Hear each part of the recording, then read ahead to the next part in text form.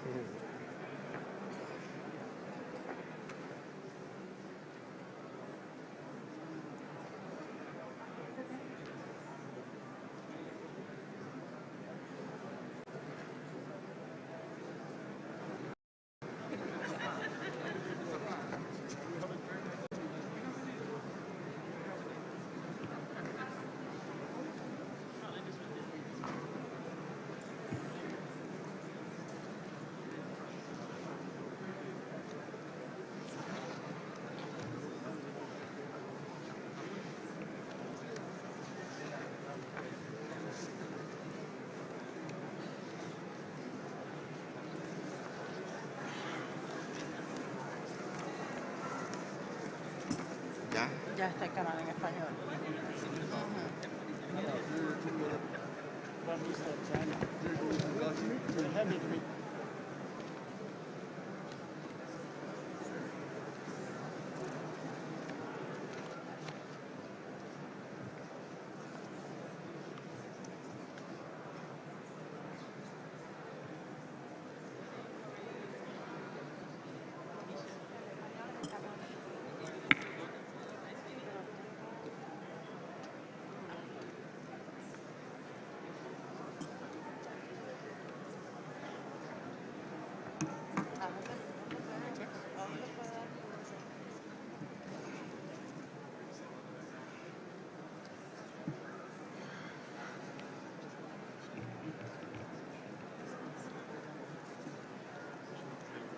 Se va a cambiar de la presidencia, no va a entregar la presidencia. Me siento ahí. No, Ah, bueno, en la cuando serie termine. que viene. Correcto. ¿Qué papel le dan aquí? Dale. Hace falta.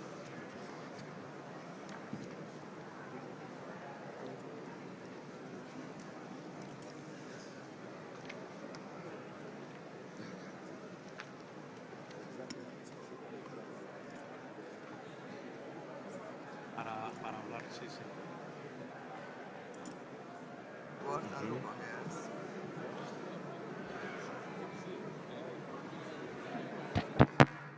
Distinguished Excellencies, ladies and gentlemen, may I ask the delegations to take their seats.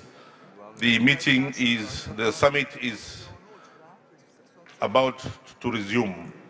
May I ask the delegations to take their seats, please, so that we can start immediately. Thank you.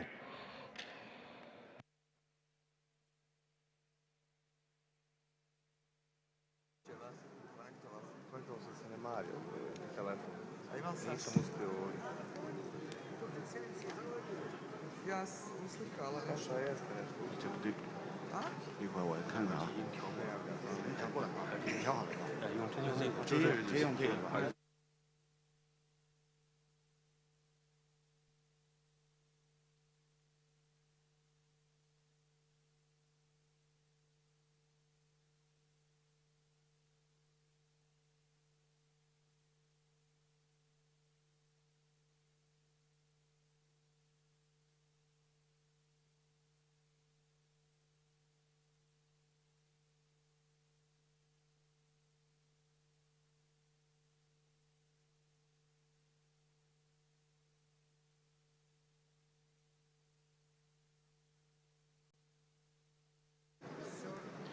Excellencies, Mr. President, Excellencies, distinguished delegates, ladies and gentlemen. It is my distinct honor and pleasure to greet you all at the 19th Summit of Heads of State and Government of the Non-Aligned Movement. I express my gratitude to the government and people of Uganda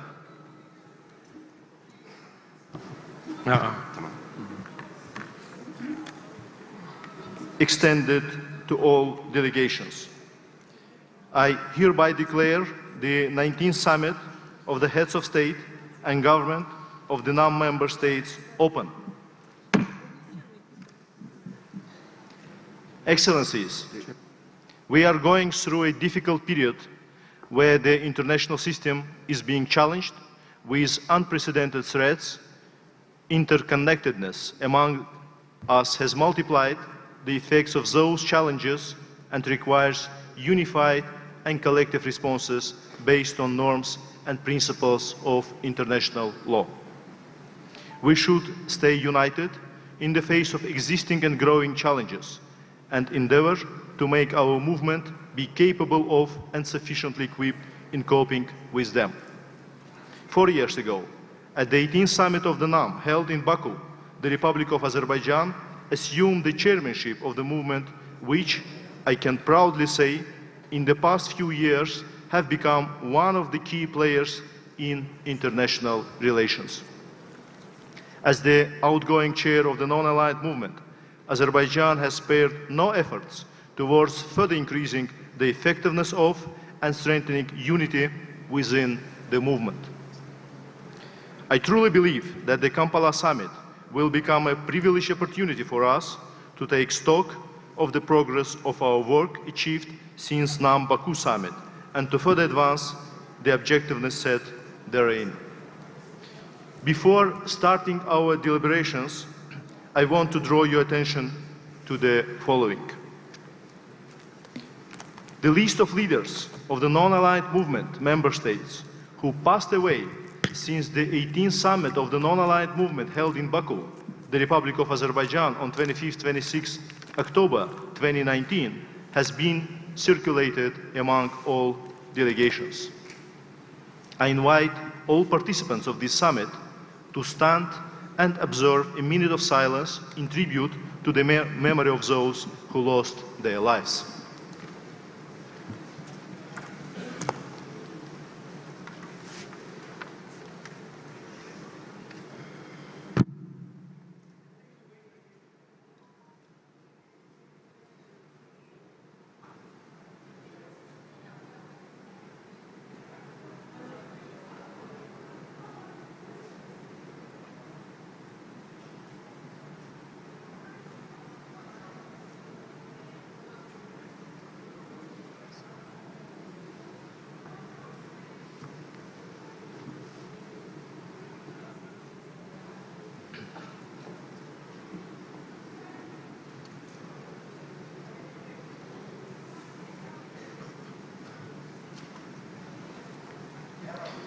We can now proceed to our deliberations.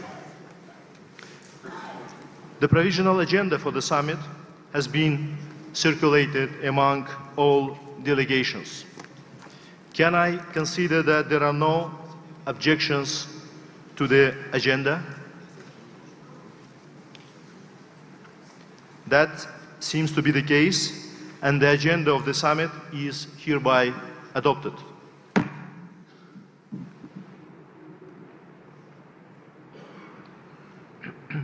I will now deliver a report on the activities of NAM chairmanship on behalf of the chair of the movement. But before starting my address, I wish to invite you all to watch the short movie reflecting highlights from the activities of the Azerbaijani chairmanship of NAM in the last more than 4 years.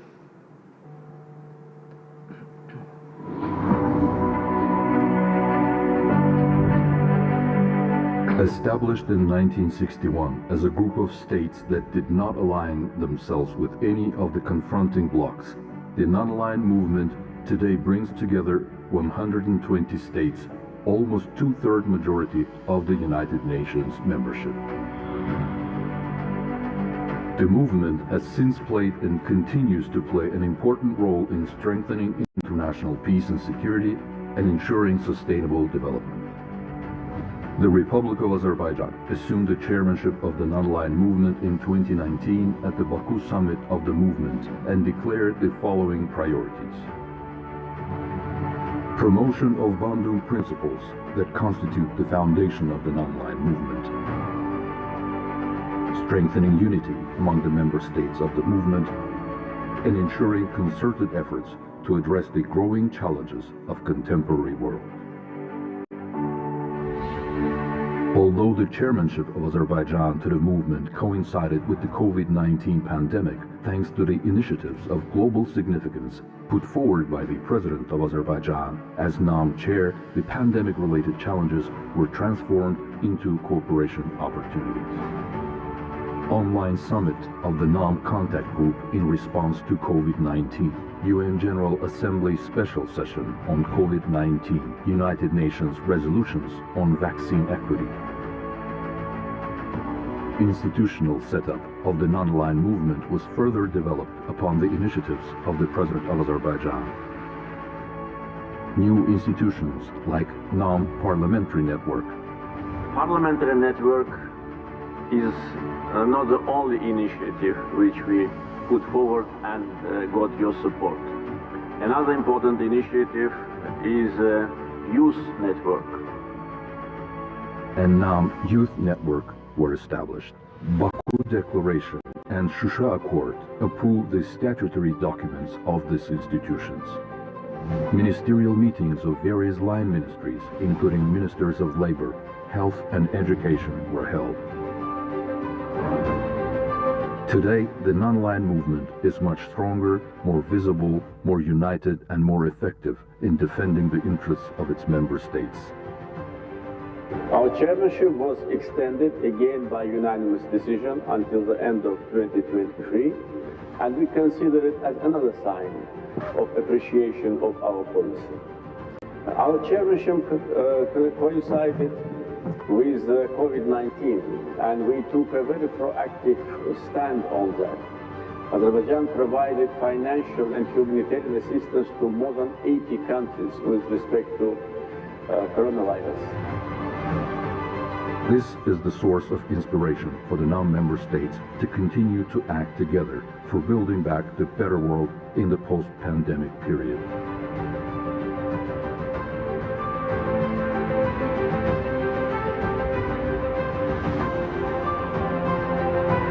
Together, we are stronger.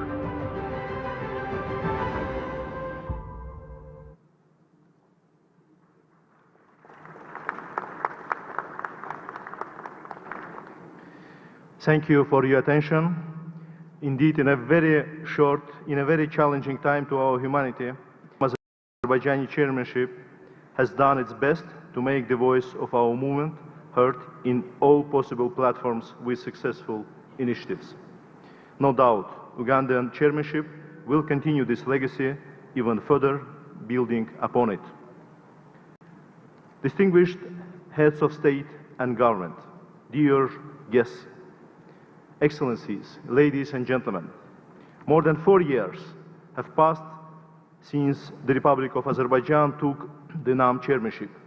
I would like to summarize the activities carried out during this period by highlighting some of our common successes we have achieved together. Azerbaijan was admitted to the non-aligned movement in 2011.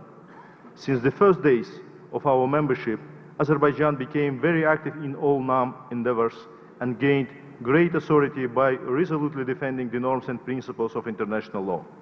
By unanimous decisions of the NAM countries, in 2019, Azerbaijan assumed the chairmanship of NAM for the period of 2019-2022, which was later extended for additional 1 year by yet another unanimous decision of member states.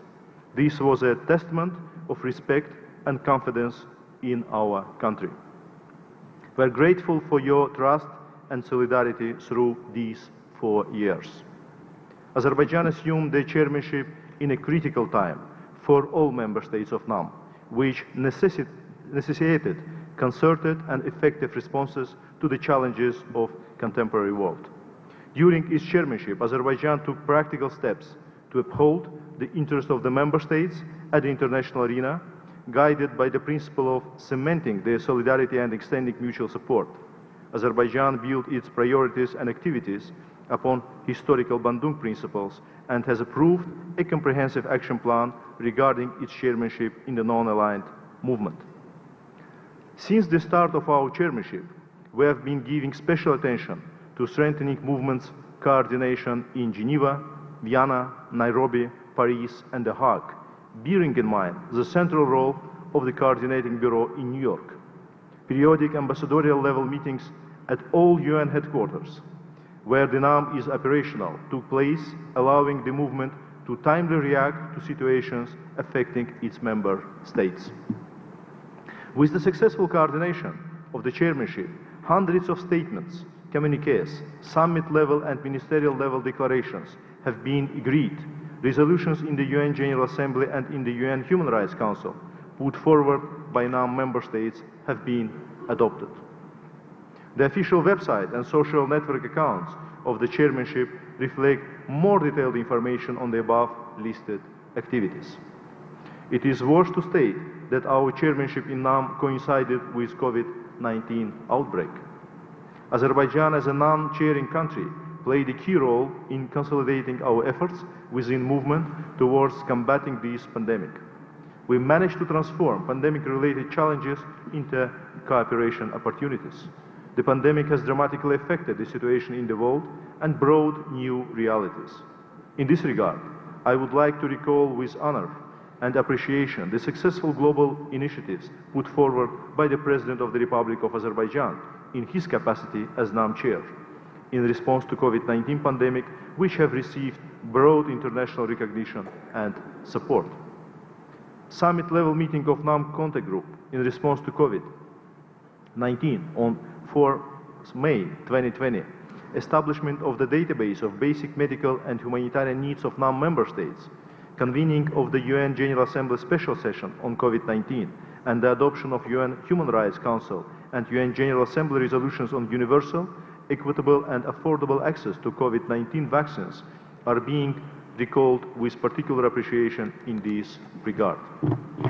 The pandemic once again demonstrated that the challenges of this scale could be overcome only with solidarity and international cooperation. And the solidarity shown by the NAM countries throughout the pandemic was exemplary. Those initiatives have not only tested responsiveness and adaptability of our movement to the growing challenges, but also contributed to its increased visibility.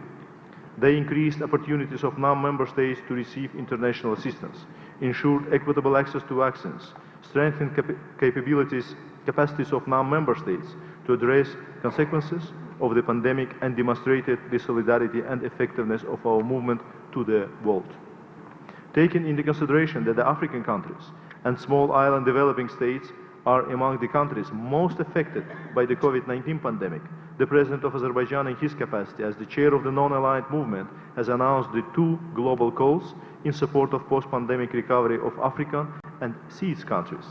As a first contributor under the calls, the President announced a donation of $1 million by Azerbaijan for each of the calls. Excellencies, over the past 4 years, Azerbaijan also succeeded in promoting the institutional development of the NAM. Establishment in 2021, the NAM Parliamentary Network is on the way to becoming an important asset for promotion of ideals and principles of the NAM, multilateralism, dialogue and interparliamentary cooperation. It will undoubtedly help achieve wider awareness and development of the values of our movement among the populations of NAM, and provide significant input of parliamentarians in addressing the issues of concern for member states. The NAM Youth Organization, founded in 2022, constitutes an additional asset for promotion of multilateralism within the movement. Through this entity, the movement has the opportunity to exchange views on the challenges faced by young people in member states in ensuring their sustainable development and opportunities for joint solutions by the governments of their countries. Headquartered in Baku, capital of Azerbaijan, the NAM Youth Organization, with solid structure and clear, result-oriented vision, will enable the NAM youth community to address the youth development-related challenges more effectively and to convey the unified messages of NAM youth to the international community in a more systematic way. In a very important move, Azerbaijani chairmanship has also proposed the establishment of the NAM Women's Platform, a framework cooperation among NAM member states on the empowerment of women and advancing the rights of women. Convening of NAM conference on advancing the rights and empowerment of women in fall of 2023 in Azerbaijan was a first step towards this end. It is worth to note that with support of member states, Azerbaijani chairmanship reinvigorated the implementation of the right to development as an inalienable human right. With adoption of resolution on the right to development at Human Rights Council in October of 2023, the draft International Covenant on the Right to Development was submitted to the UN General Assembly for its consideration, negotiation and subsequent adoption. Excellencies, I am also delighted to share that during Azerbaijani chairmanship, we had certain milestone achievements towards enlargement of the movement. During our chairmanship, the non-aligned movement has been expanded in both its membership and observer composition. At the mid-term NAM Ministerial Summit held in Baku, the Russian Federation was granted an observer status in the movement. At the ministerial meeting of NAM Coordinating Bureau held in Baku in July 2023, we have agreed to forward the request of South Sudan, the only non-NAM member state from African continent, for full-fledged membership in the non-aligned movement to to the Kampala summit. Admission of the South Sudan will be the first expansion of NAM membership in 13 years, bringing the number of member states to 121. This proves a growing validity and increased importance of our movement in the international relations system. Azerbaijani chairmanship has made consistent efforts to promote the practice of demonstrating support to nominations of NAM member states to various positions in the international organizations. Among other chairmanship activities, Azerbaijan has also revitalized the coordinating mechanism of member states within UNESCO by organizing regular ambassadorial meetings, special events, and establishment of database of nominations of member states to the elected positions at UNESCO. We have established NAM caucus within UNESCO Executive Board. As part of our activities within NAM Paris chapter, we have also established NAM caucus within International Organization of Francophonie. Azerbaijani chairmanship has also attached particular importance to the development efforts of the NAM member states. Upon the decree of the President of the Republic of Azerbaijan, we have provided scholarship opportunities for students from NAM member states to enroll in undergraduate, graduate, and other degree programs in more than 20 colleges and universities of the country. Excellencies, these were some highlights from multidimensional and intense activities of Azerbaijani NAM chairmanship from 2019 to 2024. Excellencies, at this historic moment, after 4 years of proudly chairing the movement, we are handing over the chairmanship to the Republic of Uganda with a rich, substantial, and institutional legacy. We are confident that Uganda will spare no effort towards further enhancing the role and visibility of the movement and strengthening unity among its member states.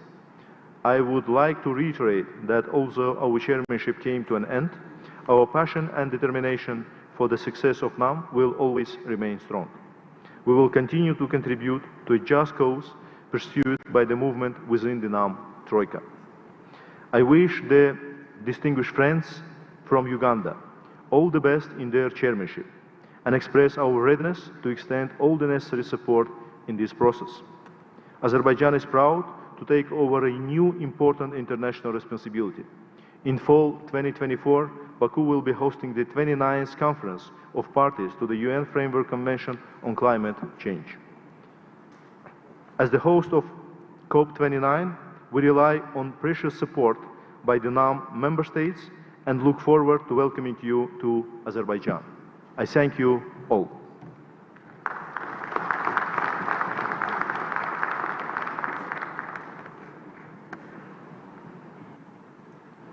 Ladies and gentlemen, the next item in the agenda is election by acclamation of the chair of the 19th Summit of the Heads of State and Government of NAM.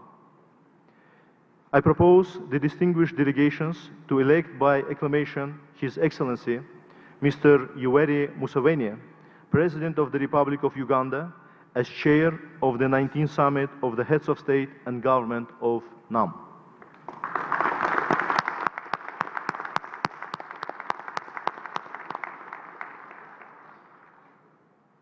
So I declare His Excellency, Mr. Yoweri Museveni, as the chair of the 19th Summit of the Heads of State and Government of NAM.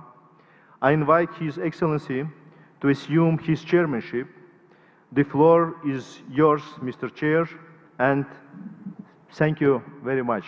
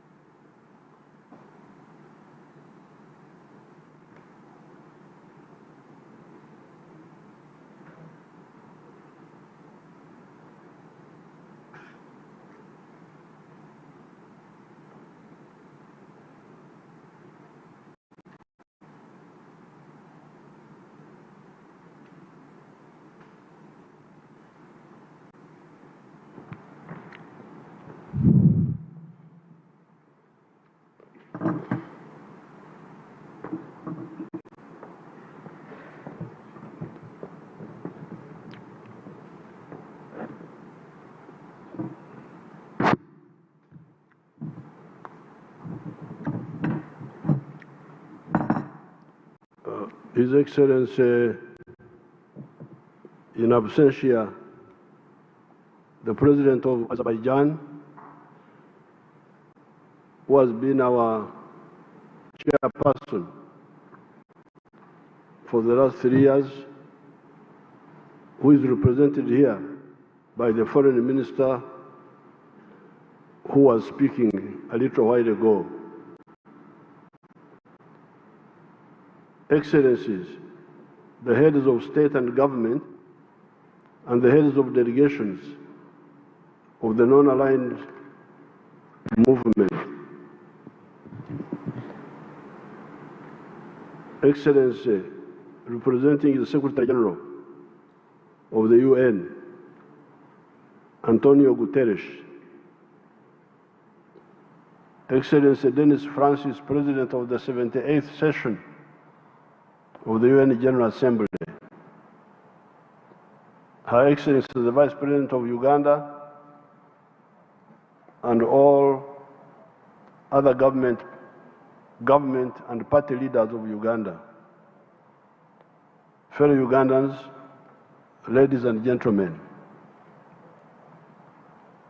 it gives me great pleasure to welcome Your Excellencies, the heads of state and governments, and the heads of delegations of the non-aligned movement countries. This grouping of countries accounts for 4.46 billion people of the world. It was started by our far-sighted elders in the persons of His Excellency Sukarno of Indonesia, His Excellency Jawaharlal Nehru of India, His Excellency Gamal Abdel Nasser of Egypt, and His Excellency Zhou Enlai of China, when they met in Bandung, Indonesia, 1955. That time I was in primary 3 in the school.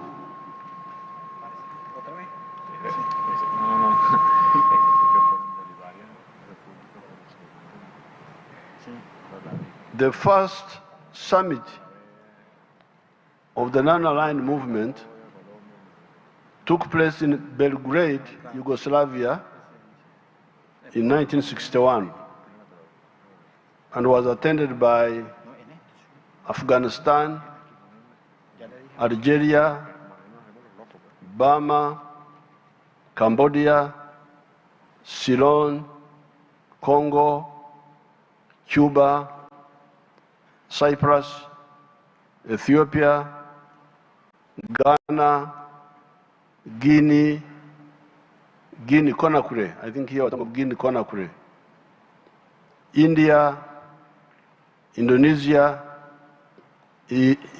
Iraq, Lebanon, Mali, Morocco, Nepal, Saudi Arabia, Somalia, Sudan, Tunisia, United Arab Republic, Egypt, Yemen, and Yugoslavia.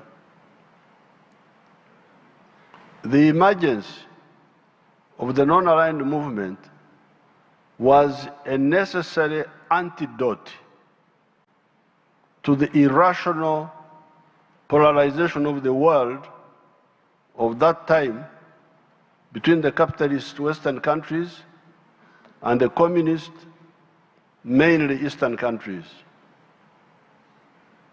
By the early 1960s, our student group was already beginning to be active. We were the third generation of the African anti-colonial freedom fighters.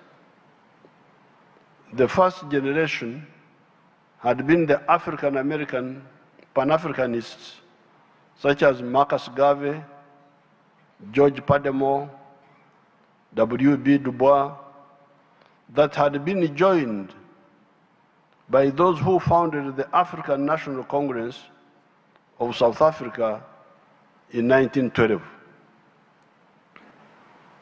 By 1900, the whole of Africa, except for Ethiopia, had been colonized. This direct colonization of the whole of the African continent was the culmination of 400 years of the plunder of Africa by the evil imperialist forces in the form of slave trade and the genocide wars that went with it,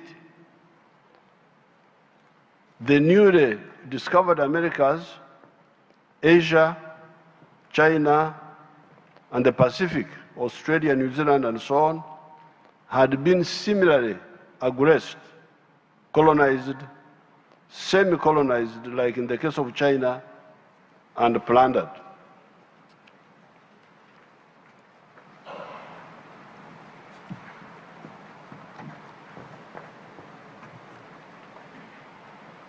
Africa's capitulation, Africa's surrender had been in part on account of our egocentric chiefs and kings who, out of selfishness, could not unite us to fight these evil people. The second generation of the African freedom fighters were people like Mzee Jomo Kenyatta of Kenya, Mwalimu Nyerere of Tanzania, Nelson Mandela of South Africa, etc., who emerged in the 1940s.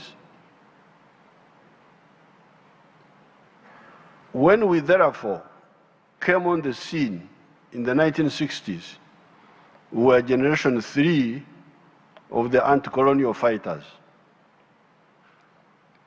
We seriously studied the interplay of forces that had ultimately led Africa in such a calamity. In those studies, we used the instrument of political economy, which is a study that helps us to discover the fundamental laws that govern the motion of society from one social system to another. What prompts society to change from one form of social system to another? That was our big study. We had to study the dynamics of social change. In that study, we discovered that man, the Homo sapiens sapien, who emerged here in Africa 4.5 million years ago, had been the main actor. Initially, this wise man, that is what Homo sapiens sapien means, was coping with the oppression of man by nature in the form of the floods, the droughts, the diseases, the wild animals, the earthquakes, etc. These natural phenomena were, of course, oppressing other creatures, such as the wild animals, the plants, as well. However, those other creatures could do little or nothing to tame nature. The only thing they could do was to adapt themselves to nature in order to survive. That is how the beaver in the cold climates hibernates during the winters so as to survive. It is only a man that has the ability to try and tame the natural phenomena and harness them to improve his quality of life. Why does man have this capacity? It is because of the three characteristics of man. These are a superior brain that is able to reason and not only act by instinct, a hand that can make and use tools to do work, and bipedalism, ability to walk on two legs with the head up instead of the head being down like a reptile, trying to navigate among ground-based obstacles, that enables man to see far and think. These characteristics enabled man to invent tools, starting with stone tools, wooden tools, iron tools, until today, when he is able to make tractors and machine tools, etc. These tools enabled man to make scientific inventions that precipitated qualitative and quantitative changes in society. The invention of fire 1.5 million years ago caused society to move from dwelling in trees to dwelling in caves and on the ground generally. Caves were more comfortable than the trees. The invention of the domestication of crops around 10,000 years ago, the domestication of the livestock around 12,000 years ago, the invention of the iron around 1,500 BC, the steam engine, the printing press, electricity, the railway, the automobiles, the aircraft, the automation, vaccines, the invention of penicillin, the invention of quinine, etc., enabled man to cope better and enabled him to harness natural phenomena and items for the betterment of his life. Our study of political economy of creation and society, therefore, enabled us to discover that the best primer of changes, primer means initiator of changes in society, is the development of science and technology. Therefore, societies that move forward their levels of science and technology lay a basis for positive social change and should be encouraged by the progressive forces of the world. This encouragement should be irrespective of the social systems of the concerned societies. However, when man's inventiveness was handling the operation of man by nature, another form of operation of man emerged. This was the operation of man by fellow men. So man had two problems now: operation of man by nature, operation of man by fellow men. This was the operation of man by fellow men. Karl Marx is one of the few analysts that seems to have tackled this new problem for man accurately. He pointed out that it was only during the time of the primitive communalism, when man was still living in hunter-gatherer societies, that society was free of oppression of man by fellow men. Thereafter, all subsequent social systems had elements of operation of fellow men of varying degrees.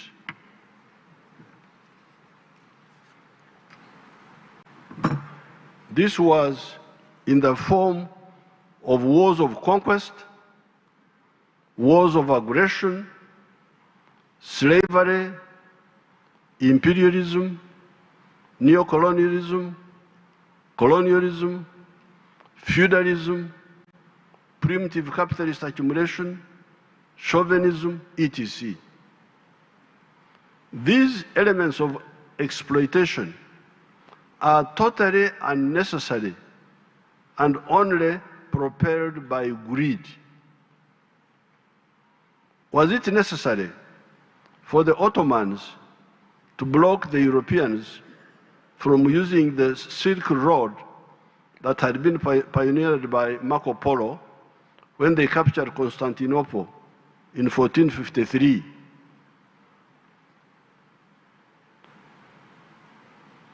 When the Europeans were thus blocked, they started looking for a sea route around Africa, led by the Portuguese, one of them being Prince Henry, the navigator of Portugal. This was a legitimate and positive response forced on the Europeans by the unreasonable actions of the Ottomans. As a consequence of that effort, Christopher Columbus reached the Americas in 1492, and Vasco da Gama went around the Cape of Good Hope in South Africa in 1498. By this time, the positive efforts of the Europeans looking for a sea route around Africa had already started being polluted by the evil of slave taking by the Portuguese.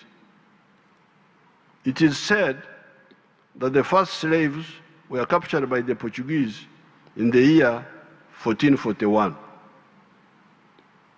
The two great achievements of discovering the Americas and going around Africa by sea soon proved harbingers of great evil to Africa, the Americas, and Asia.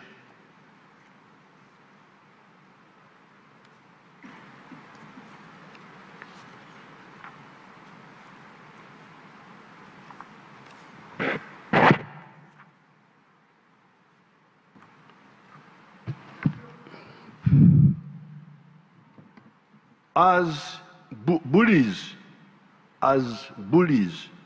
the Europeans used their progress in technology of shipbuilding and the use of gunpowder to conquer Africa, the Americas, Asia, and the Pacific.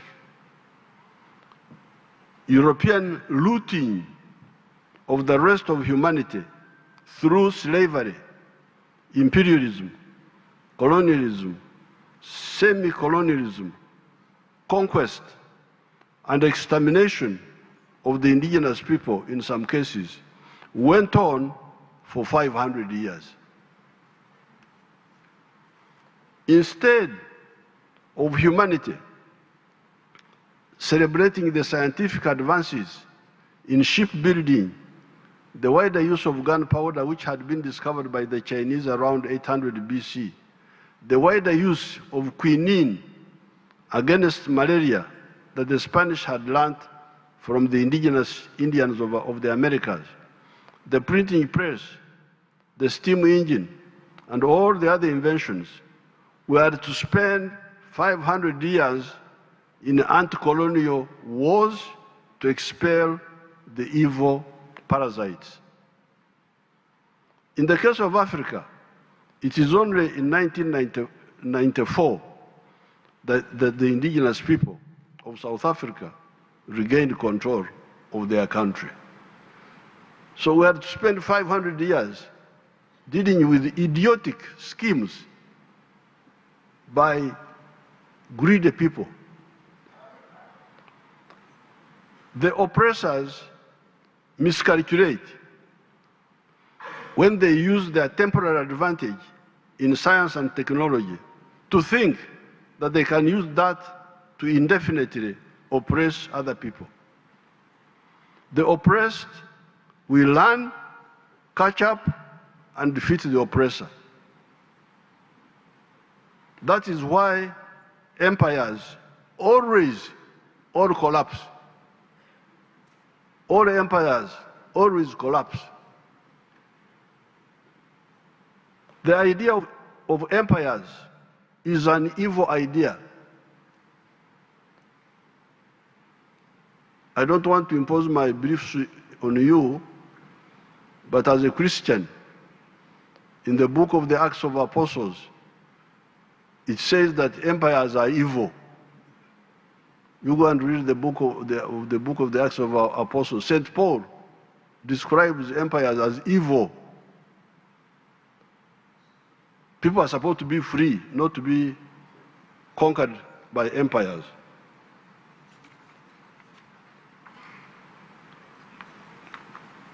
We should only have free associations of nations, people of common or shared origin, interacting for mutual advantage with the peoples of the world.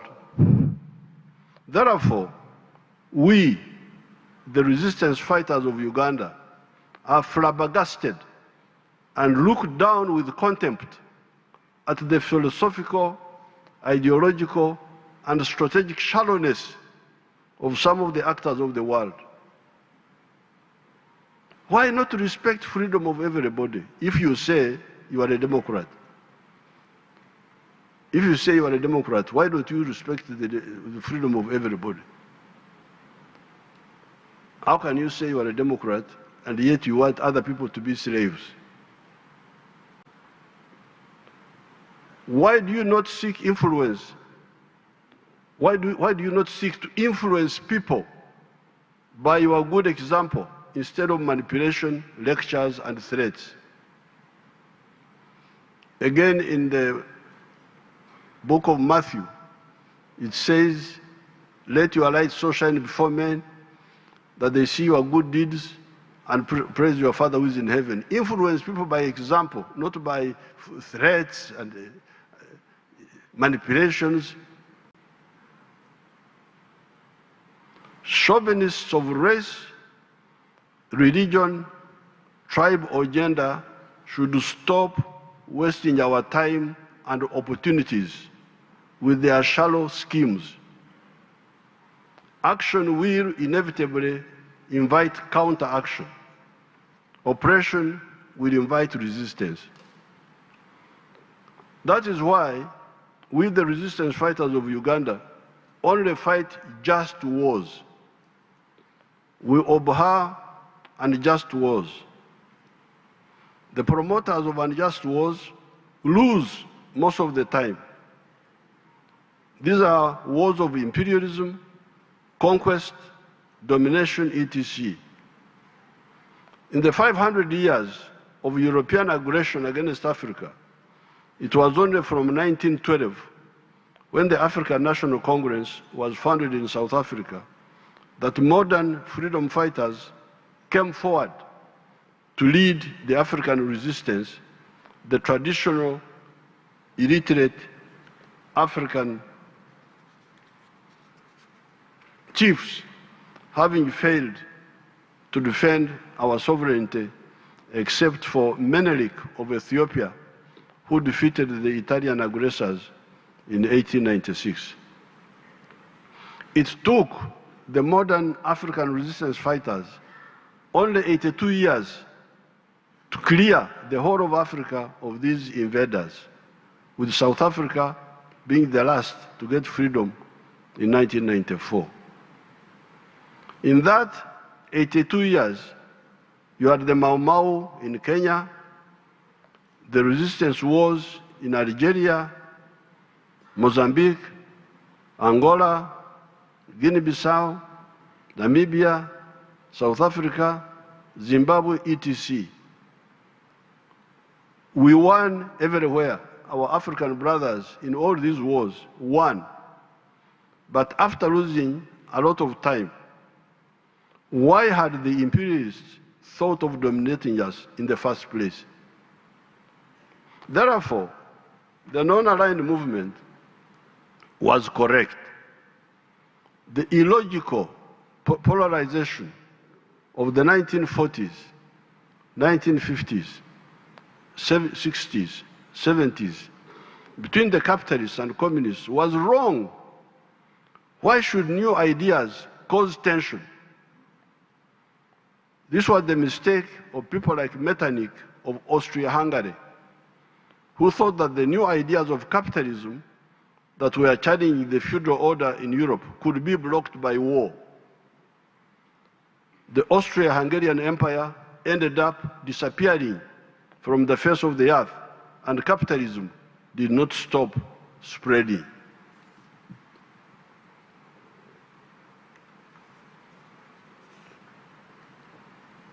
Our stand is that the world should concentrate on the common human problems: prosperity through trade, and that's why I'm very happy to see you here.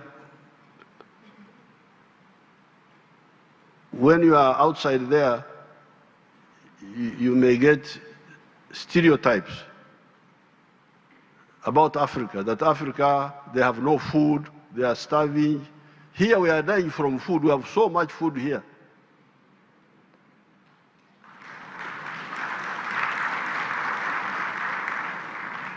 So those images which you see about some bad situations, don't think they represent the whole of Africa.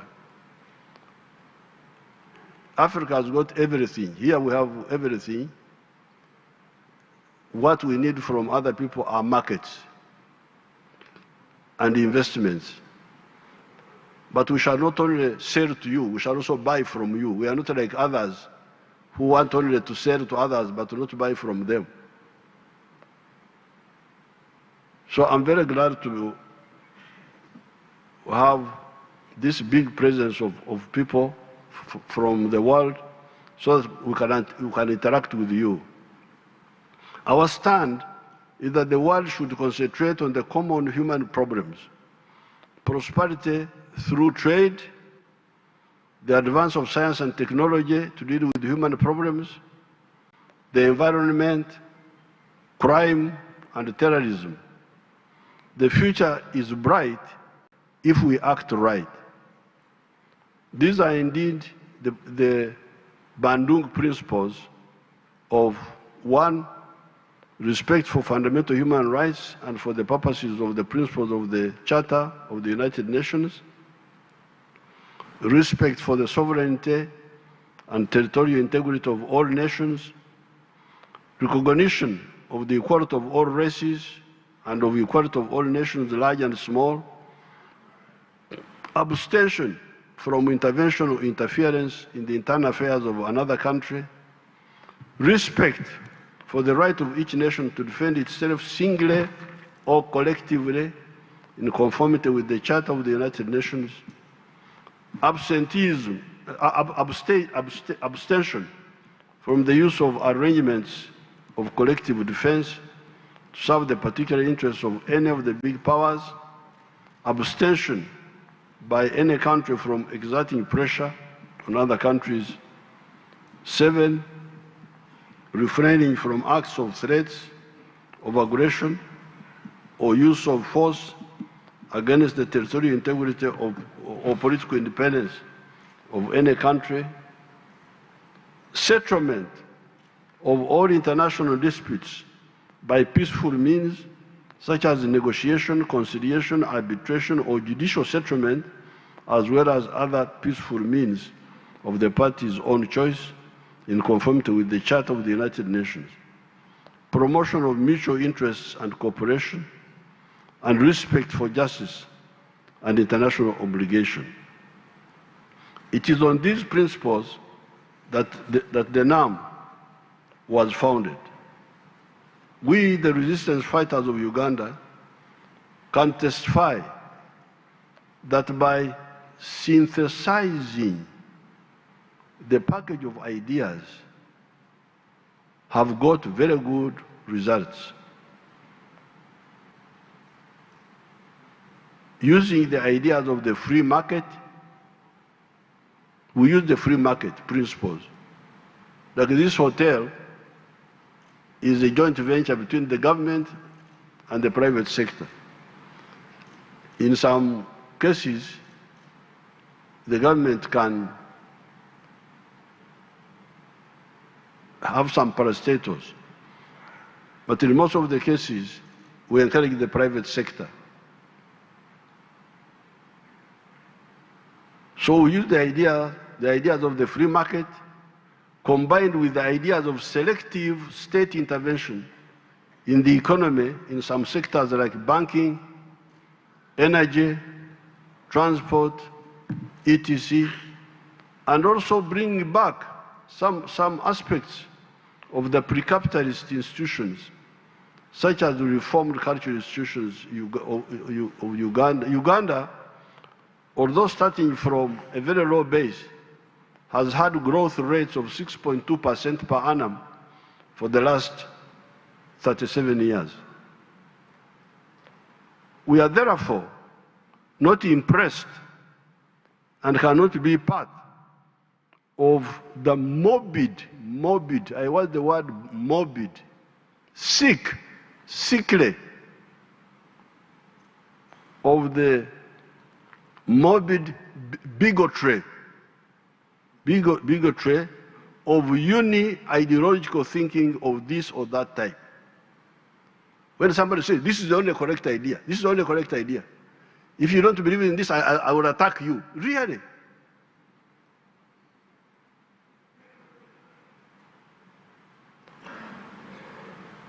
The universe has been here for the last 30 billion years. This earth has been here for 30 billion years. The human society has been here for the last 4.5 million years. Now you come, within 20 years, you think what you think is the only correct thing. You must be sick.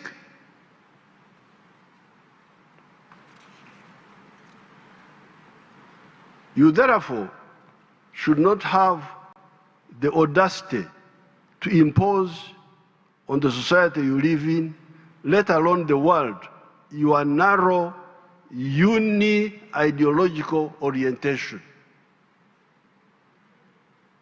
Here in Uganda, we rejected the concept of uni-ideological positions. Our movement started as a multi-ideological political force. We had capitalists, we had socialists, we had Marxists, we had feudalists. They're all. That's why we call our movement, not party. Because a party is uni-ideological. Communist party, capitalist party, those are uni-ideological. Our force is multi-ideological, because that's what fits our society. In conclusion, the strength of the non-aligned movement should be used to exercise considerable influence, particularly at the UN, for the effective transformative process for a better common future. In the negotiations for the Pact of the Future, the outcome document of the upcoming United Nations Summit of the Future, to be held in New York in September 2024, we should clearly define priorities that favor developing countries by maintaining unity, solidarity, and collective coordination among our member states in line with the Bandung principles. I assure you all that my team, led by the permanent representative in New York, has my full support to chair the coordinating bureau of the non-aligned movement. I thank you, and I welcome you all to Uganda. Thank you very much.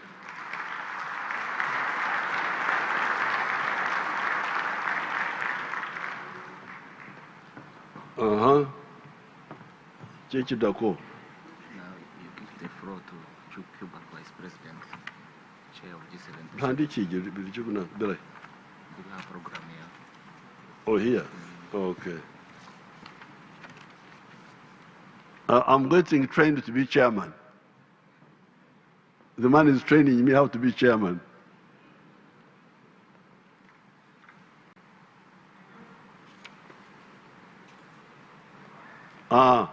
Now, I now know my job now.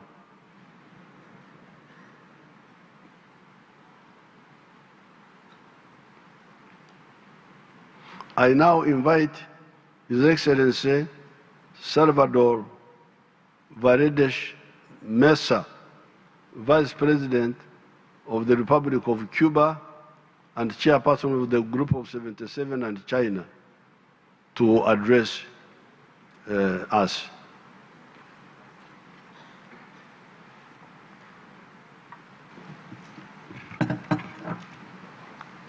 Gracias, estimado presidente Yoweri Museveni. Estimados jefes de Estado y de Gobierno. Esteemed heads of state and government and heads of delegations.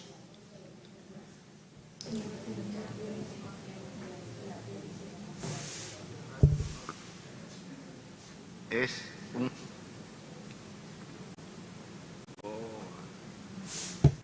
participar en este importante. It is a great honor and privilege to participate in this important event in the African continent. Apparently there seems to be an issue with the microphone, says the interpreter.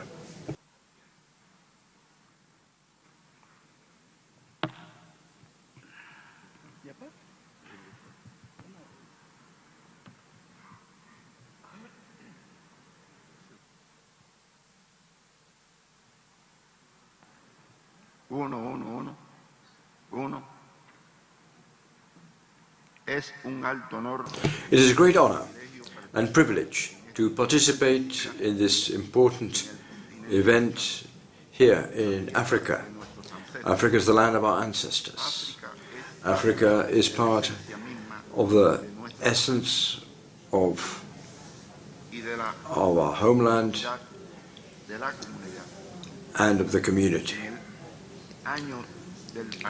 This year, which marks the 50th anniversary of the establishment of our bilateral relations, it was an honor to visit the sister nation of Uganda and reaffirm the historical bonds of friendship and cooperation that unite us.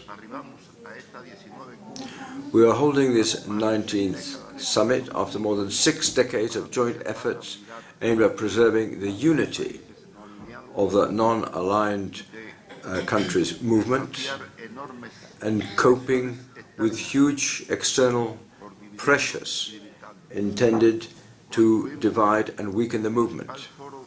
We are the main forum for political coordination of the countries of the South, in defense of peace, independence, and the development of our peoples. Our distinctive diversity is our strength. It allows us to find consensus amidst different viewpoints based on the principles and values that we share.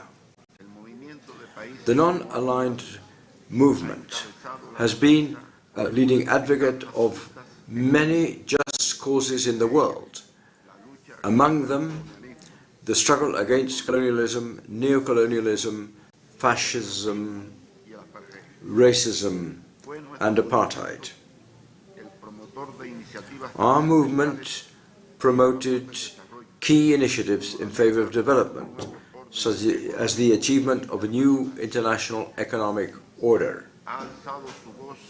It has raised its voice several times against aggressions, against war, and the imposition of unfair sanctions and unilateral coercive measures against our nations.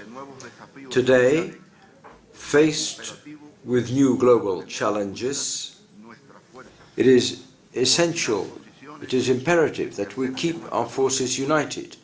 We need to coordinate positions and ensure that our voice is heard in defense of the aspirations and just demands of our peoples. Cuba, in its condition as chair of the Group of 77 and China, has undertaken to promote unity, solidarity and cooperation among the countries of the South. We urgently need to coordinate our nations in the face of the current international order, which is deeply unjust, it is excluding, and it is discriminatory towards our peoples. We reaffirm our strong rejection against the implementation of unilateral coercive measures which have been imposed on several members of our movement. Cuba would like to underscore its support to the right of the people of Western Sahara to self-determination. We express also our unequivocal support to the right of Puerto Rico to exercise its self-determination and independence. Excellencies, since last October the 7th, we have been witness to one of the cruelest genocidal acts ever to be recorded by history. With impunity and repulsive brutality, Israel has submitted the Palestinian people to a collective punishment that has already taken the lives of more than 20,000 innocent civilians as it's told. How can the Western countries, who claim to be so civilized, justify the murder of women and children in Gaza, the indiscriminate bombings of hospitals and schools, and the deprivation of access to safe water and food? We could further ask, as was done by the historical leader of our Cuban Revolution, Fidel Castro, in a summit like this back in 1979. Is it not true that we can observe in this irrefutable demonstration of imperialism's aggressive role and the kind of order and peace they would wish to impose on our peoples? Cuba suggests the non-aligned movement, being consistent with the historical support to the Palestinian people, the non-aligned movement should, as I said, carry out without further delay 4 practical actions as a contribution to the efforts intended to halt the current act of barbarism.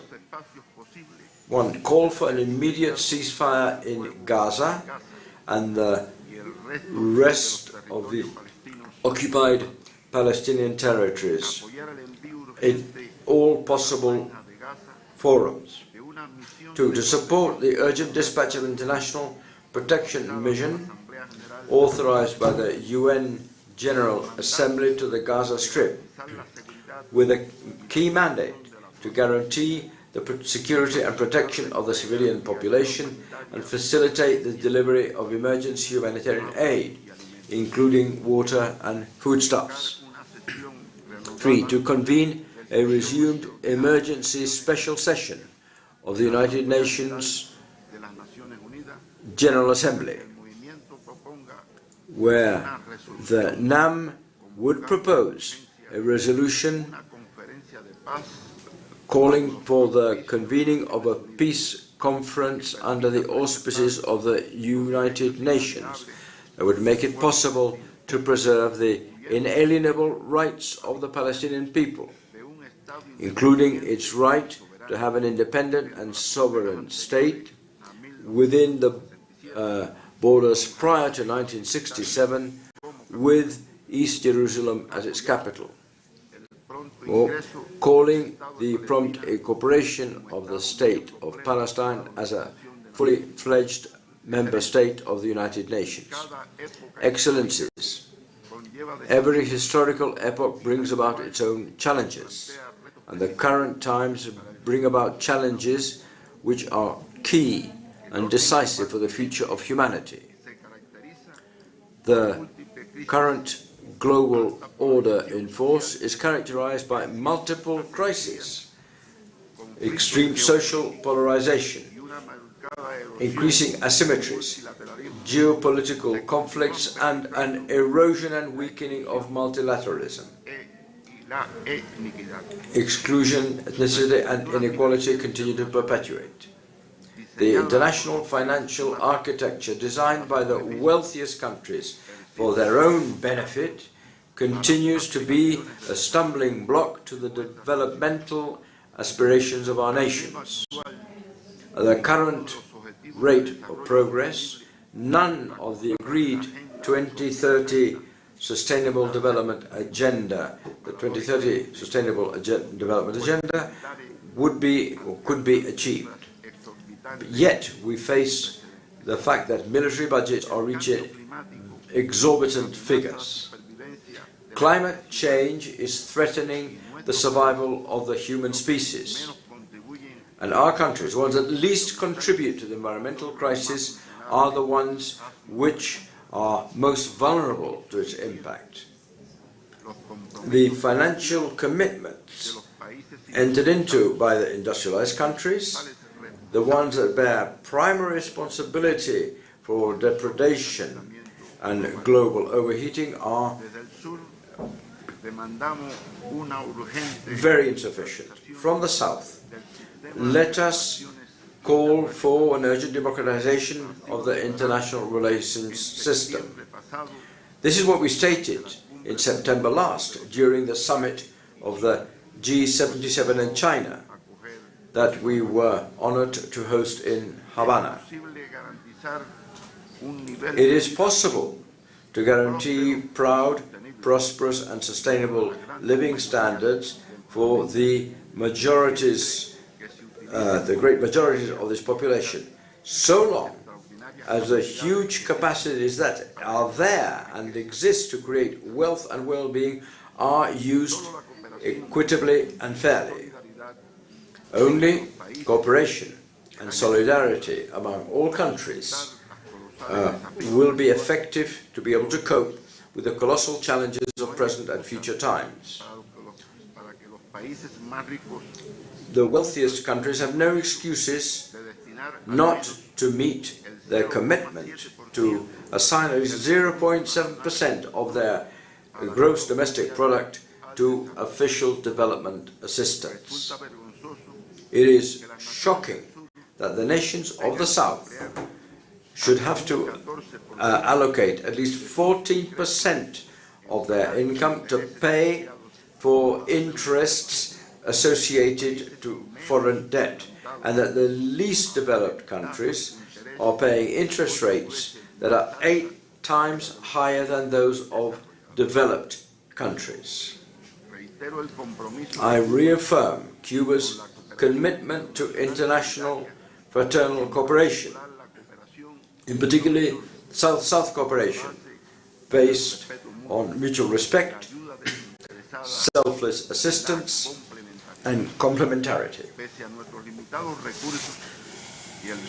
Despite our limited resources and the brutal blockade that we have faced in Cuba, we shall maintain our cooperation with other countries in need to the extent of our possibilities, following our principle of sharing with modesty what we have. Dear participants, Washington's economic warfare against Cuba has not ceased for a single day for more than 60 years. There is not a single Cuban family spared from its terrible effects.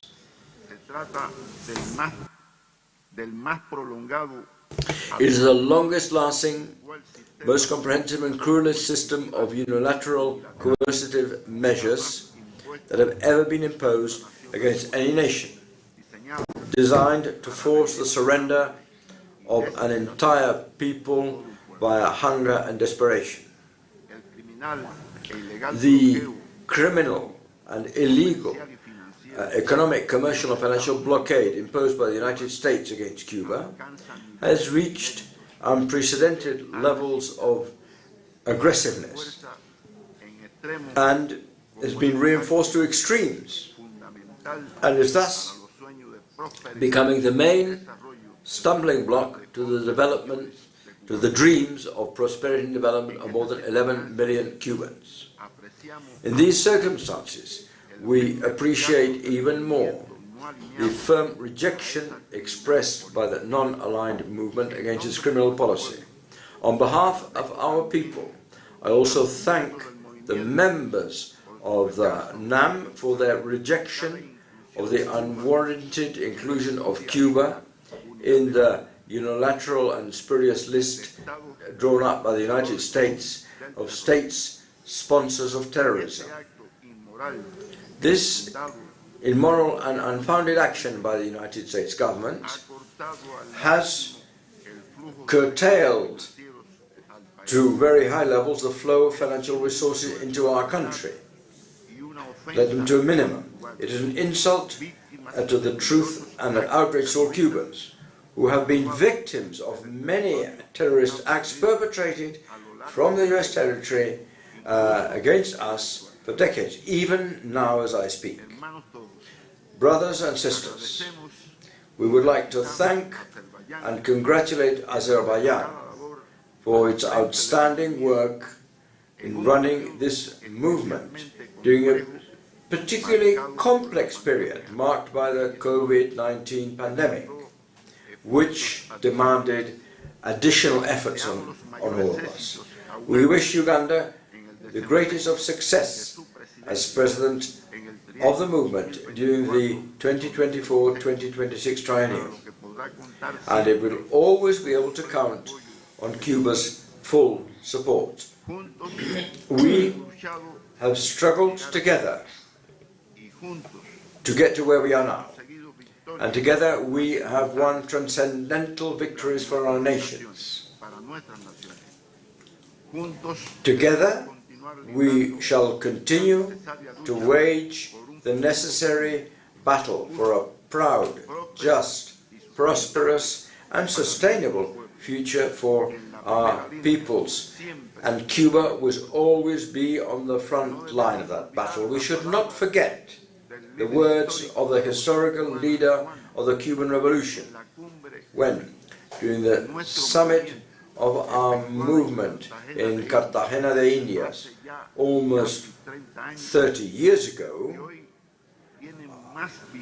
and which today are more valid than ever, and I quote, "We are not mere spectators.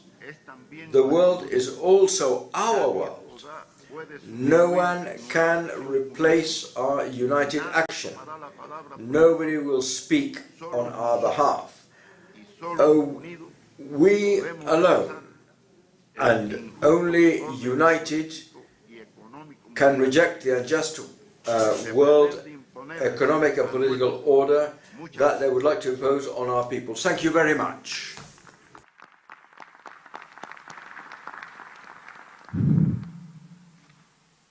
I now give the floor to His Excellency Denis Francis, President of the 78th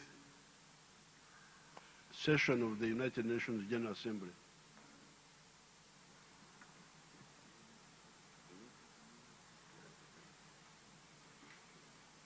Your Excellency Yoweri Museveni, President of the Republic of Uganda and Chairman of the Non-Aligned Movement.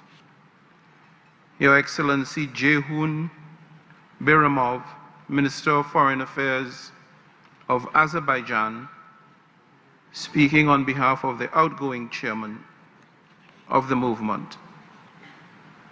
Your Excellencies, the heads of state and government of the movement, Mr. Musa Faki, Chairman of the Commission of the African Union, esteemed ministers, permanent representatives, distinguished delegates. I am deeply honored to join you in Kampala today on the occasion of the 19th Summit of the Non-Aligned Movement. I am especially grateful to His Excellency Mr. Yoweri Museveni, the President of Uganda, and to the government and people of Uganda for their invitation and gracious hospitality. Let me also convey my warm congratulations to the government of Uganda on assuming the chairmanship of the movement.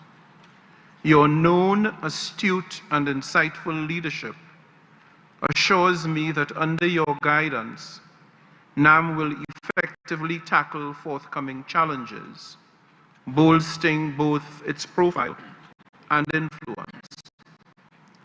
Allow me also to commend the outgoing chairman, the President of Azerbaijan, His Excellency Ilham Aliyev, for his successful stewardship of the movement during difficult times, and notably in broadening its connection with the people through initiatives like the NAM Parliamentary Network and the NAM Youth Organization.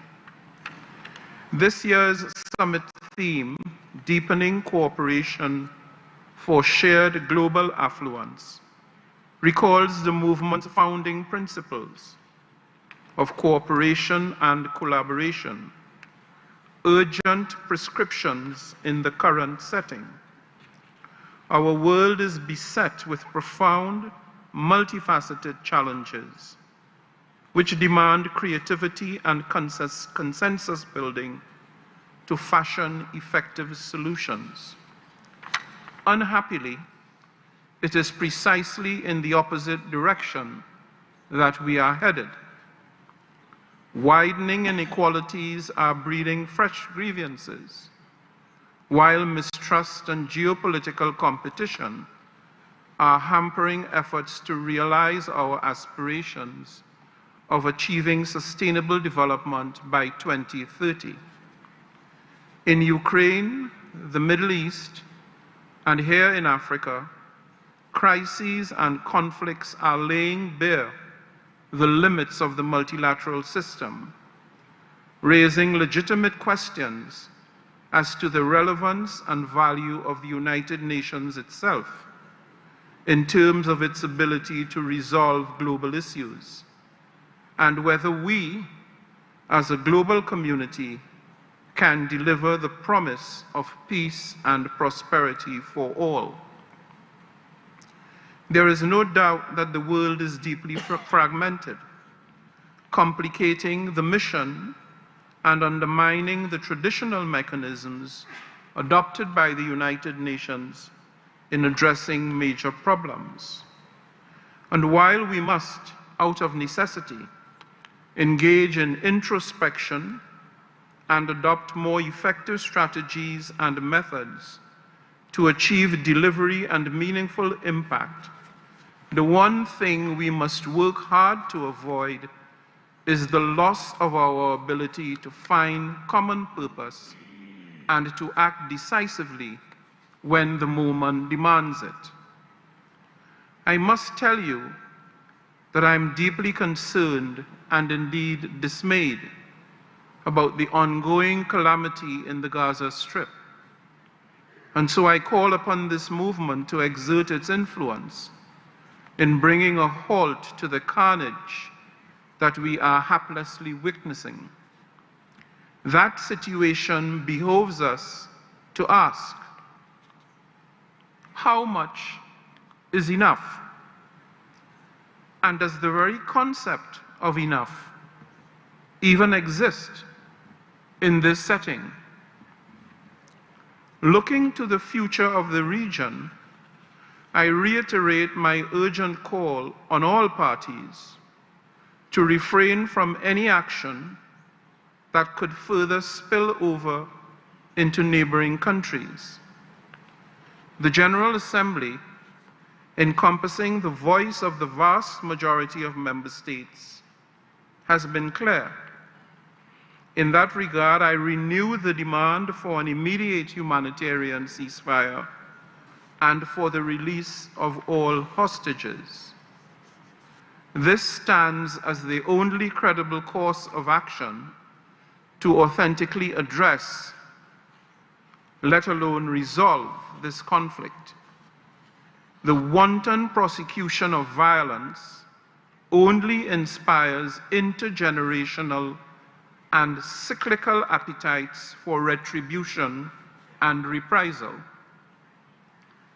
After various iterations of war over several decades, I am convinced that a negotiated political solution is the sole path through which both Israelis and Palestinians will see realized their fundamental right to a life of peace based on the two-state solution. As President of the General Assembly, I will support and encourage any and all initiatives to that end. You can count on me to remain steadfast in that commitment. It is precisely for these reasons that I chose peace as the first of 4 priorities of my presidency, reflecting its foundational importance as a prerequisite for achieving prosperity progress, and sustainability for all. The history of NAM itself teaches us important lessons that remain valid today, bearing in mind that the movement was formed at a time of unprecedented global division, when the world appeared to be on the brink. Given NAM's commitment to and advocacy for peace, representing more than half of the global population, it has an indispensable role in guiding our world pragmatically towards a more secure, more just, and more prosperous future for all, where harmony and peace prevail. Excellencies, as we make complex choices about the kind of world we wish to forge, we must never lose sight of the fact that today's challenges, be it war, poverty, natural disasters, climate change and sea level rise, energy crises and food shortages, all have a human face. In whatever way we respond, we must ensure that we always assign pride of place to the human dimensions and consequences of our actions. Pursuit of a human-centered vision of international cooperation offers the prospect of refocusing the international community's attention away from a path of self-destruction towards one of safe and just evolution. To that end, let us strengthen the prospect for peace through investing in human security. Let us respect and uphold human rights. And let us keep human welfare and human dignity at the very center of all that we do. This is clearly the intent of the Charter in the expressions, "We the peoples of the United Nations."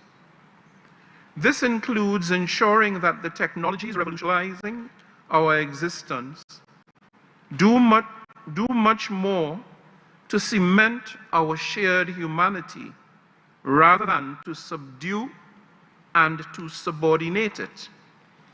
As Kofi Annan wisely observed nearly 2 decades ago, no society can long remain prosperous without the rule of law and respect for human rights. As you set about strategizing how best to employ the NAM formula of cooperation to achieve shared global affluence, I am hopeful that you will keep the late Secretary General's precepts in mind.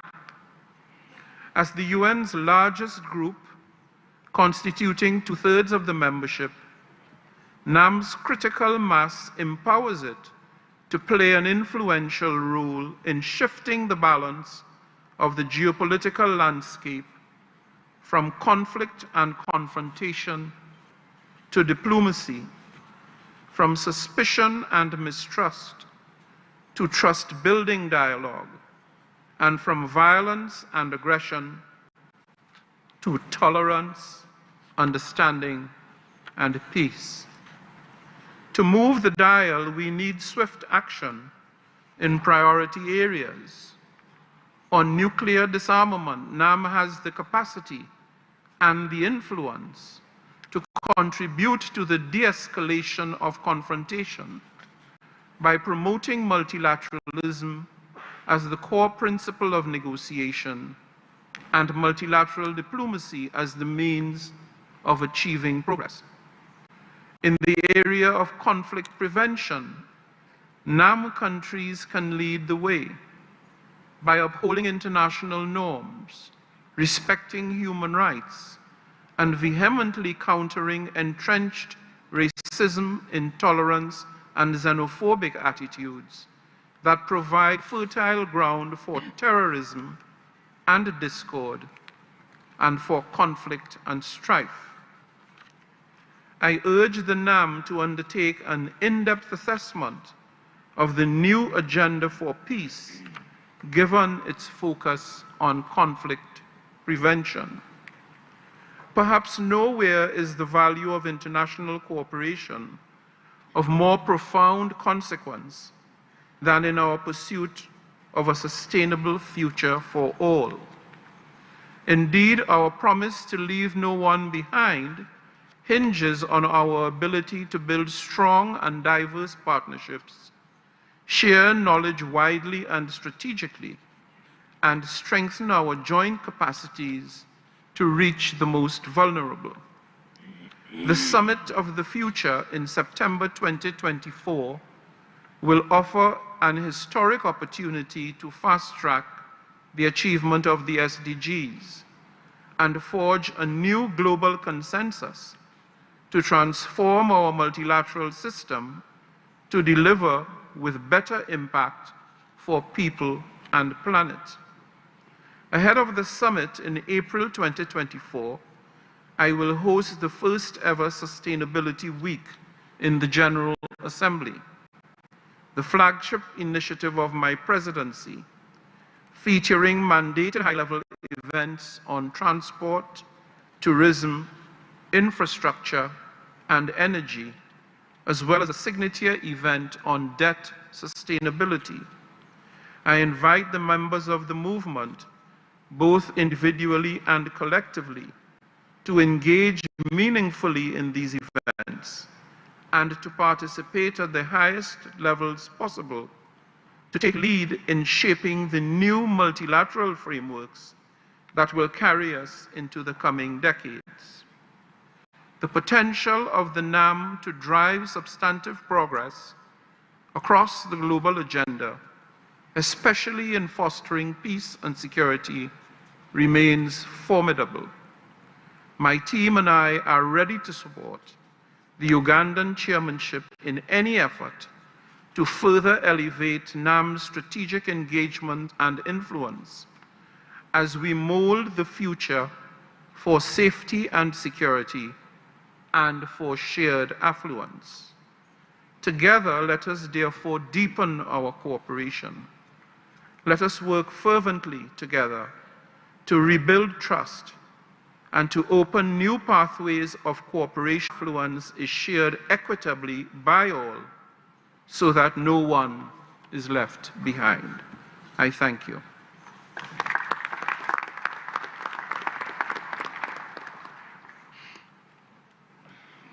I want to thank His Excellency Francis. I now invite His Excellency Musa Faki, Chairperson of the African Union Commission.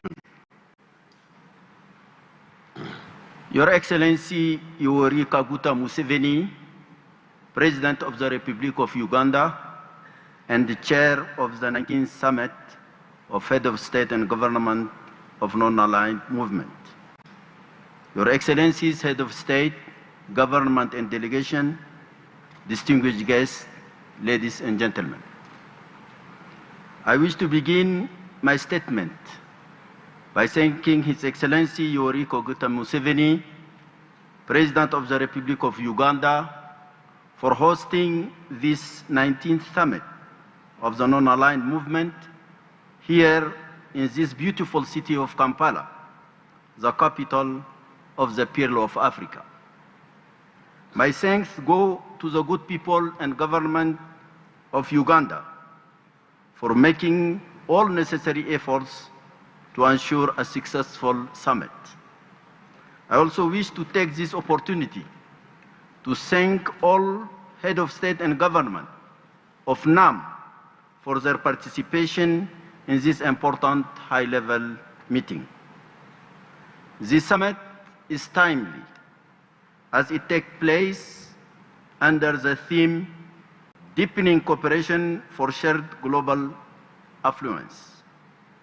It is indeed an opportunity to reaffirm our commitment to strengthen our cooperation on the basis of a strategic partnership that endeavors to maintain peace, security, and development while expressing grave concern over the challenges posed by the continued prevalence of conflicts, terrorism, and security and instability in some parts of our regions. A stark example today is the war in Gaza. Africa condemns this unacceptable moral, legal, and humanitarian failure and demands an immediate end to the unjust war against the Palestinian people and for the immediate implementation of the two-state solution. I again express the African Union's full and unwavering support to the Palestinian people, and as a non-aligned movement, we should all demand a stand for international justice and international law for all people fighting for freedom and dignity. Excellencies, ladies and gentlemen, during the early days of the movement, its actions were key factors in the decolonization process, while later led to the attainment of freedom and independence of many countries across the globe. Throughout its history, the non-aligned movement has played a fundamental role in the preservation of world peace and security. You would agree with me, Excellencies, ladies and gentlemen, that the founders of NAM have preferred to declare it as a movement instead of an organization in order to avoid bureaucratic implications of the latter and to reinforce its values as a movement for political and social justice. The membership criteria formulated during the preparatory conference in Cairo, Egypt in 1961 shows that the movement was not conceived to play a passive role in the international politics, but to formulate its own positions in an independent manner so as to reflect the interests of its member states. Much has been achieved, but we continue to face many challenges, old and new. Current challenges facing NAM include the necessity of protecting the principles of international law, eliminating weapons of mass destruction, combating terrorism, defending human rights, working towards making the United Nations more effective in meeting the needs of all its member states in order to preserve international peace, security, and development, as well as justice in the international economic system. The climate change crisis is a new but urgent global challenge. Excellencies, ladies and gentlemen, Africa has surmounted numerous challenges in the past from which the continent has learned key lessons as it gears up to build the Africa we want and the Africa we deserve, as outlined in our Continental Development Agenda, Agenda 2063. The African Continental Free Trade Agreement, launched by the African Union, represents a global market of more than 1.3 billion people to boost intra-African trade, but also with the world to deepen cooperation for shared affluence. Despite this progress made, many African countries are still facing different forms and magnifications of terrorism, as well as transnational organized crime that risk to undo the important developmental gains on the continent. Africa is now a member of the G20, a key global platform to express the views of the continent with the rest of the world. However, the reform of international global political, financial, and economic institutions to ensure global equity remains a priority for Africa and the global South. Today, I wish to seek the support of all members of non-aligned movement to the efforts of African Union to reform the UN Security Council. Africa, assuming permanent seat in the UNSC, will contribute to the global stability, peace, security, and sustainable development. That is why efforts shall continue to achieve this African dream of securing 2 permanent seats within the UN Security Council. Excellencies, ladies and gentlemen, in conclusion, the non-aligned movement, faced with the goals yet to be reached and the many new challenges that are arising, is called upon to maintain a prominent and leading role in the current international relations in defense of the interests and priorities of its member states and for achievement of peace and security for mankind. Once again, I would like, on behalf of the African Union, to express our appreciation to His Excellency President Yoweri Kaguta Museveni for the invitation extended to us to be part of this important summit. I wish you fruitful deliberations. Thank you for your kind attention.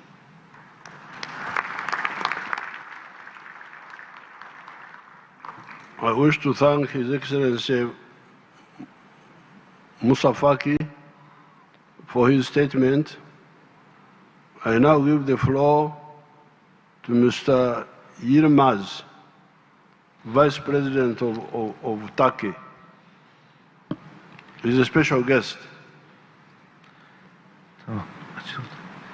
Your Excellency Chair, Excellencies, dear colleagues, it's a pleasure for me to be in Kampala and to address the 19th Summit of the Non-Aligned Movement. Let me begin by conveying to you the warm greetings of His Excellency President Recep Tayyip Erdogan and people of Turkey. I sincerely thank our Ugandan brothers and sisters for their kind invitation and excellent hospitality. We wish them all the success throughout their chairmanship. I also extend Turkey's heartfelt congratulations to Azerbaijan, who has successfully concluded its crucial role at the helm of the NAM. Ladies and gentlemen, throughout its history, the non-aligned movement has been one of the prominent flag bearers for a peaceful, just, and credible international order. In the 6 decades that passed, the world has witnessed many atrocities. Yet the devastation inflicted on Palestinians since 7 October by the indiscriminate attacks of Israel in Gaza has been unprecedented in many aspects. UN Security Council has been paralyzed due to its inherent flaws and has failed even to call for a ceasefire. Thankfully, the overwhelming majority of the international community reject this injustice. We follow closely the proceedings before the International Court of Justice initiated by South Africa, which recently held hearings on the case against Israel made under the Genocide Convention in relation to Israel's actions against Palestinians in the Gaza Strip. As for ongoing relief efforts, Turkey stands among the leading nations in delivering life-saving humanitarian aid to Gaza, with close to 6,000 tons of aid to Al Arish by air and sea. The unfolding crisis has made one thing crystal clear. There can be no lasting peace in the Middle East without settling the Israeli-Palestinian conflict. We believe that a lasting solution can be possible through embodiment of an independent, sovereign, and geographically contiguous state of Palestine based on 1967 borders with East Jerusalem as its capital. The prevention of the conflict turning into a regional war is another priority.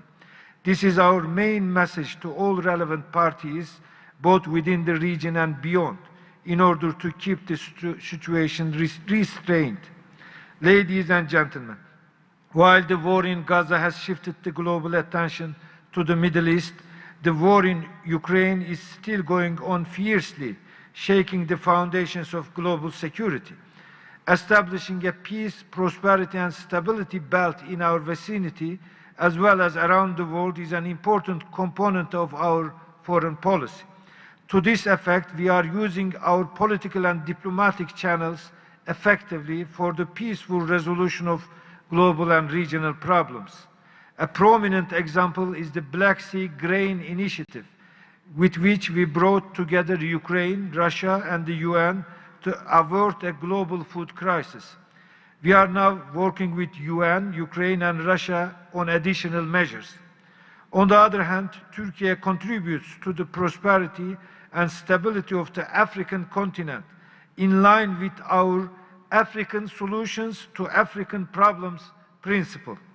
But to achieve that, we need to ensure that security and stability are restored in Sudan, Libya, Somalia, and elsewhere. With its wide diplomatic network and political determination, Turkey is well suited as a problem solver, system improver, and transformer actor in Africa, Asia, and Latin America.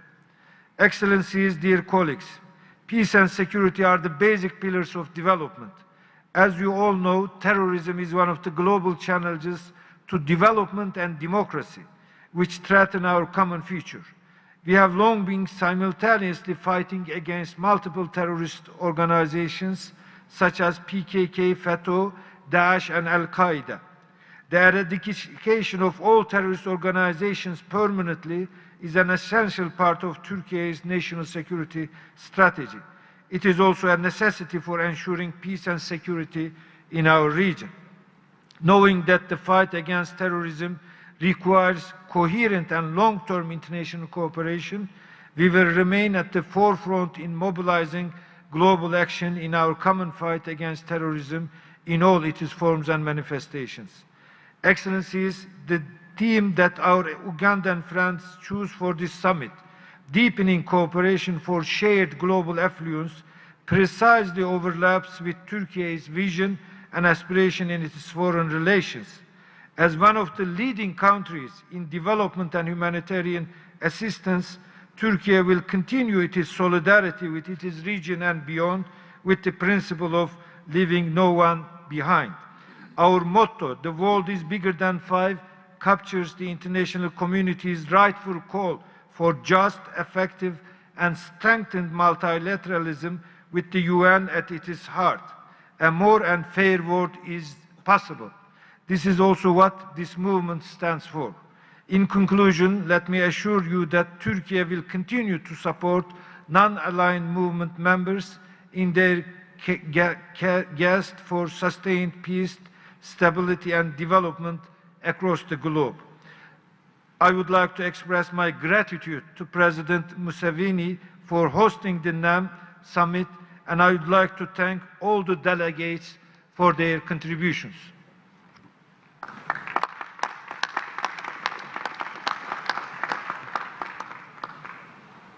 I want to thank His Excellency, the Vice President of Turkey. I now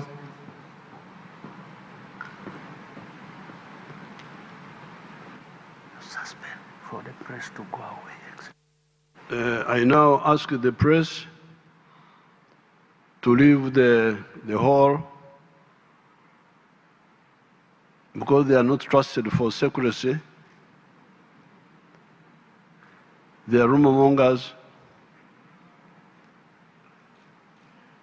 So the ones responsible make sure they clear out.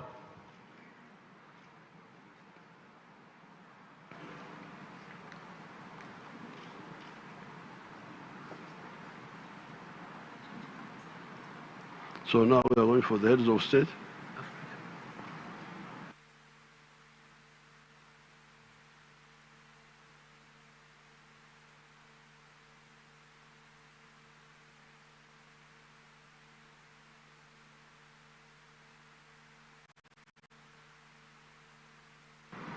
You are slow moving. Move faster.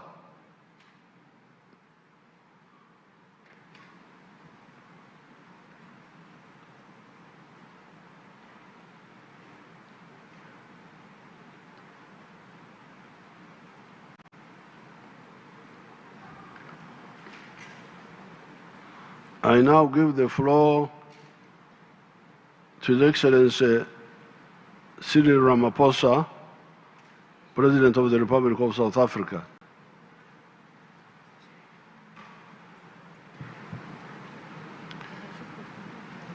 Your Excellency, President Yoweri Museveni, President of the Republic of Uganda, and Chair of the Non-Aligned Movement, Your Excellencies, Heads of State and Government, Your Excellencies, Ministers and Ambassadors and distinguished guests and delegates, and ladies and gentlemen. I wish to express my sincere gratitude to the government and the people of Uganda for the warm reception we have received here in Kampala since our arrival. We wish our new person, His Excellency President Yoweri Museveni, all the best and convey our full support as Uganda takes over the chairmanship of the Non-Aligned Movement and the Group of 77 plus China. Your Excellency, this summit takes place at a time when the world is faced with many challenges that are exacerbated by geopolitical dynamics and conflicts in various regions of the world. The wars that are taking place in Ukraine and Palestine